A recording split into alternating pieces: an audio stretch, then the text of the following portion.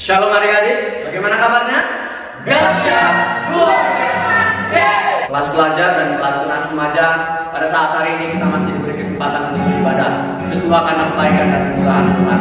Oleh sebab itu, mari kita sama-sama angkat pujian oleh karena kemurahan Tuhan.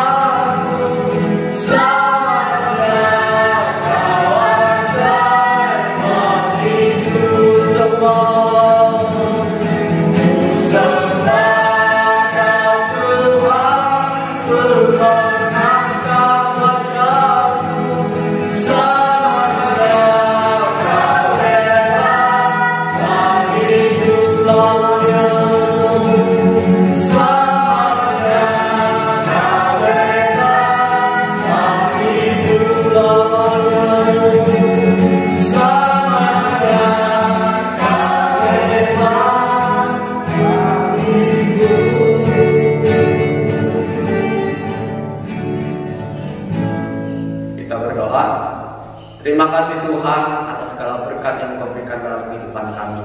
Pada saat hari ini kami masih dapat beribadah. Itu semua karena kemurahan dan kebaikan Engkau dalam kehidupan kami. Engkau pimpin kehidupan kami, Engkau urapi kehidupan kami, sehingga kami, para anak-anak kelas pelajar dan kelas tunas remaja, kami dapat merasakan hadirat-Mu dalam kehidupan kami. Kehidupan kami dapat merasakan kuasa-Mu di dalam kehidupan kami. Terima kasih Tuhan, terima kasih. Jalannya ibadah ini kami serahkan ke dalam tangan-Mu. Kami alaskan di dalam nama Tuhan Yesus Kristus. Haleluya. Amin. Semuanya mari kita sama-sama memuji memuliakan nama Tuhan dengan girang-girang. Kita sama-sama angkat pujian. Rayakan Yesus, rayakan.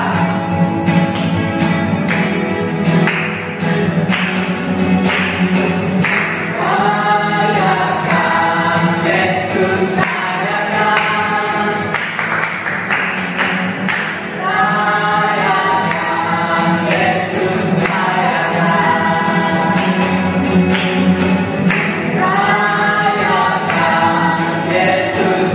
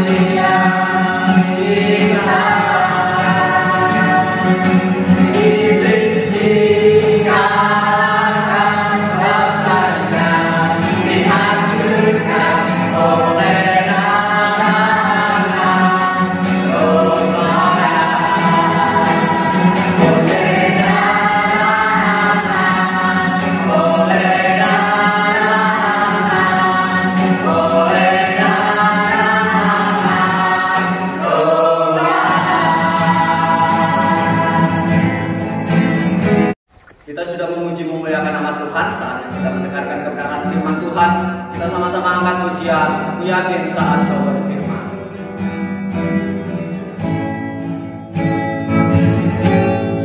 Ku yakin saat kau berfirman. Ku menang saat kau bertindak. Hidupku hanya ditentukan oleh perkataanmu. Ku aman karena kau menjaga.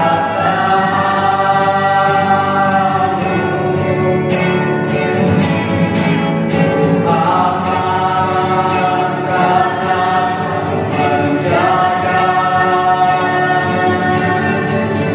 Hidupku hanya ditentukan oleh kuasa-Mu paling bagi Tuhan tak ada yang mustahil.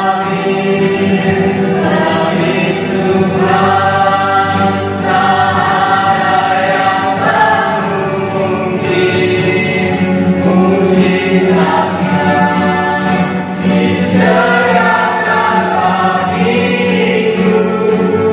Ku diamkan dan dipulihkan lamanya. Bagi Tuhan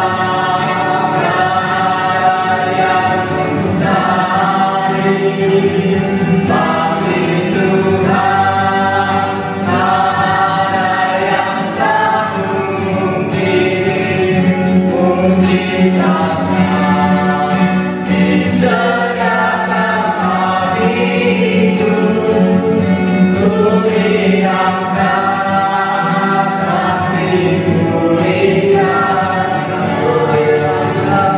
Ku diamkan dan dipulihkan. Ku diamkan dan dipulihkan.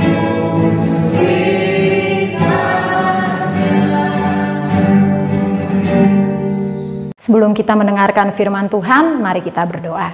Terima kasih Tuhan Yesus, kami bersyukur, kami telah memuji, mempermuliakan nama Tuhan. Tiba saatnya kami mau mendengarkan kebenaran firman Tuhan. Roh Kudus tolong setiap kami, biar kami dapat mengerti firman yang disampaikan oleh hamba-Mu.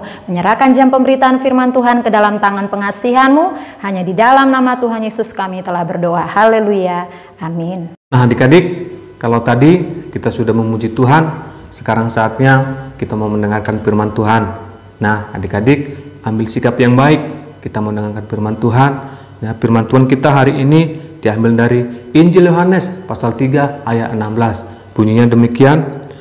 Karena begitu besar kasih Allah akan dunia ini, sehingga Ia telah mengaruniakan anak yang tunggal, supaya setiap orang yang percaya kepadanya tidak binasa, melainkan beroleh hidup yang kekal. Amin. Nah adik-adik, firman Tuhan katakan, ya, karena begitu besar kasih Allah, sehingga ya Dia mengaruniakan anak yang tunggal karena dosa-dosa manusia. Allah tahu bahwa manusia tidak bisa lepas dari dosa, ya, karena manusia tidak mampu lari dari dosa.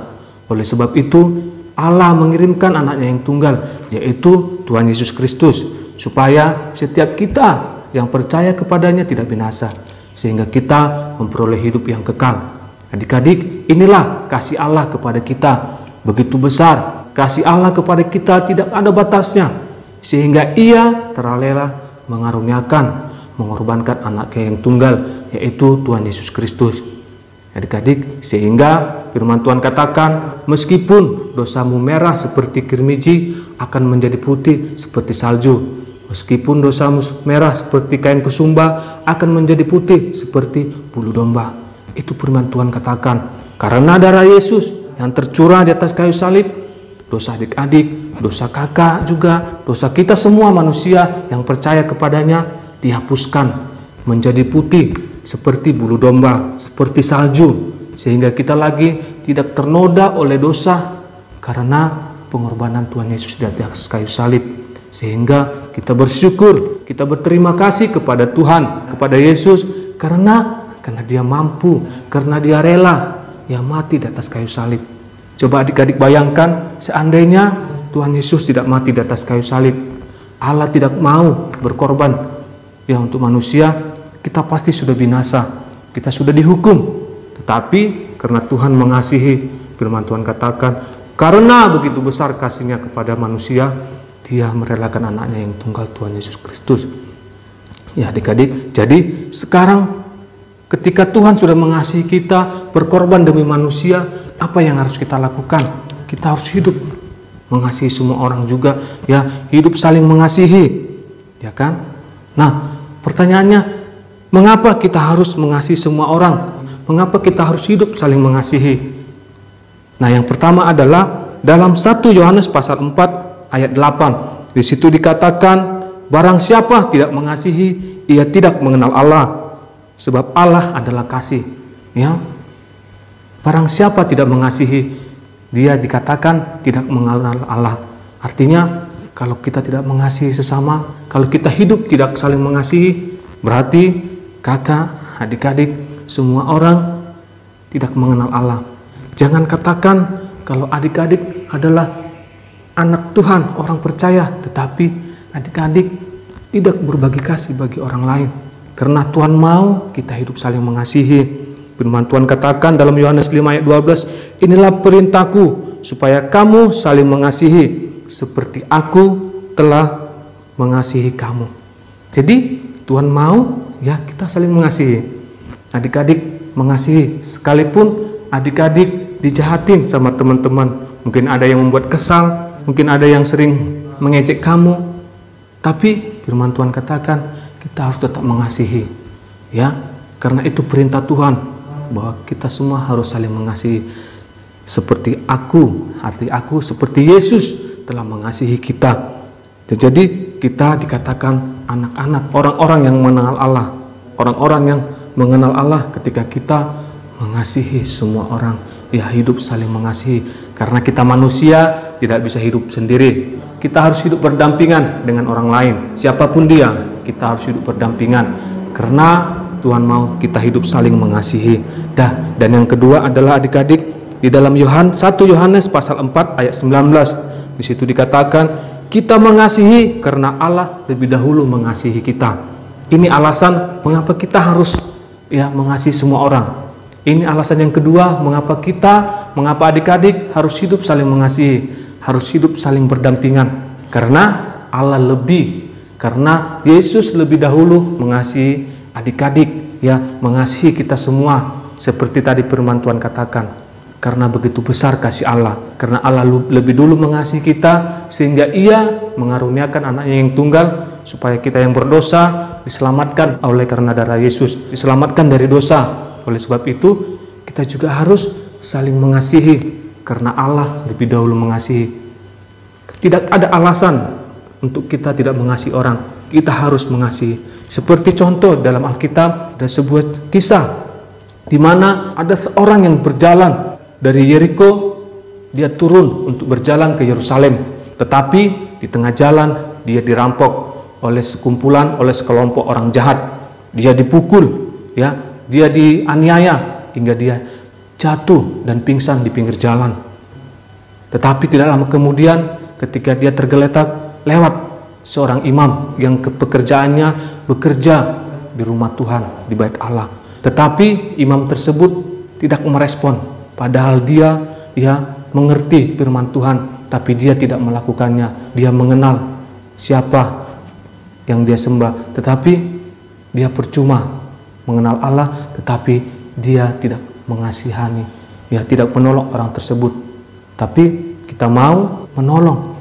Nah, jadi adik-adik, tidak lama kemudian lewat juga seorang Lewi. Nah, orang Lewi ini adalah pekerjaannya membantu bekerja di rumah Tuhan. Tetapi dia sama seperti imam tersebut, dia tidak memiliki respon.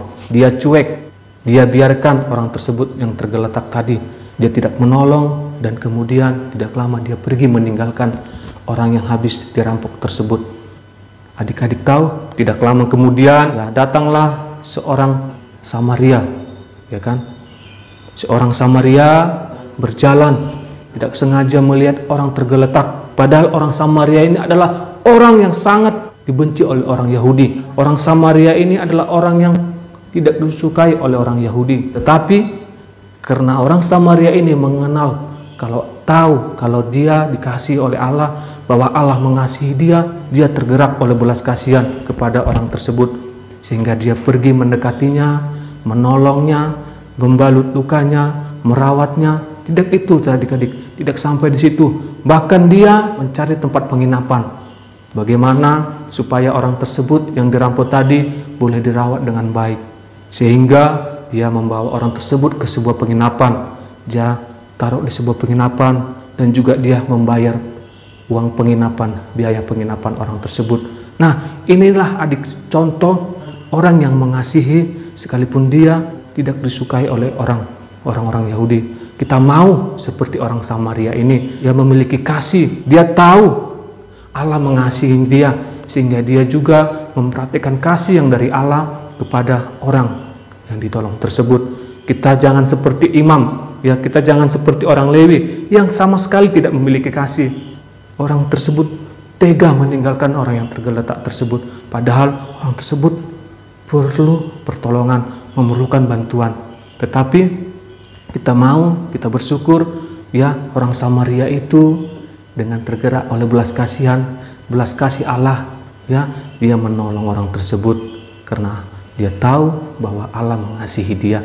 Nah, adik-adik, inilah kita mau seperti orang Samaria. Tetapi adik-adik, ada pertanyaan, bagaimana agar kita dapat mengalami kepenuhan kasih Allah?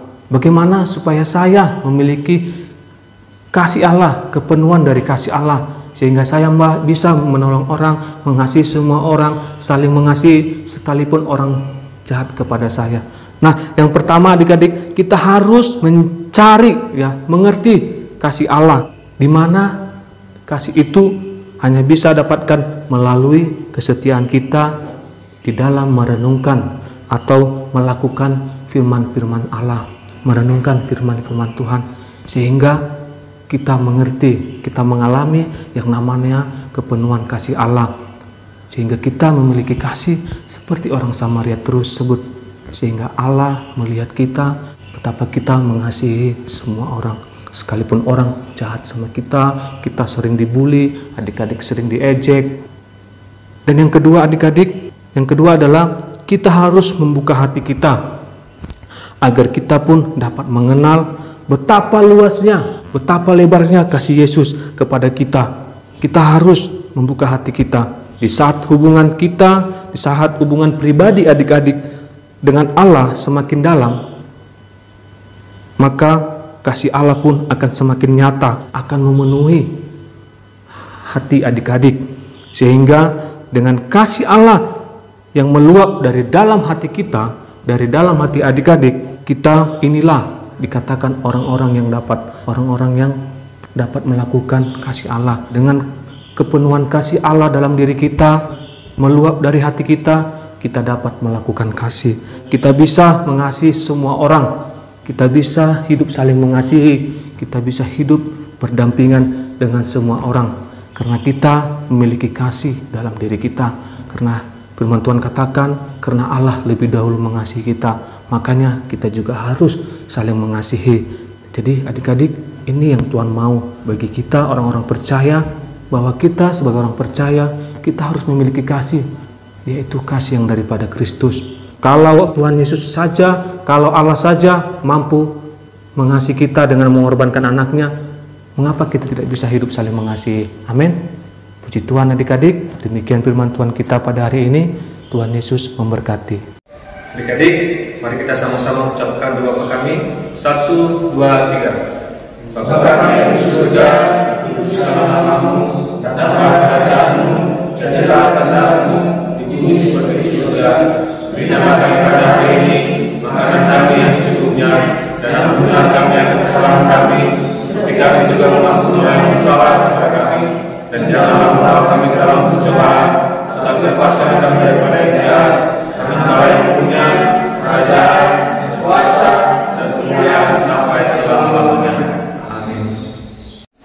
adik-adik, ibadah kita hari ini sudah selesai. Sampai ketemu atau sampai jumpa minggu depan di ibadah sekolah minggu video berikutnya. Tuhan Yesus memberkati. Haleluya.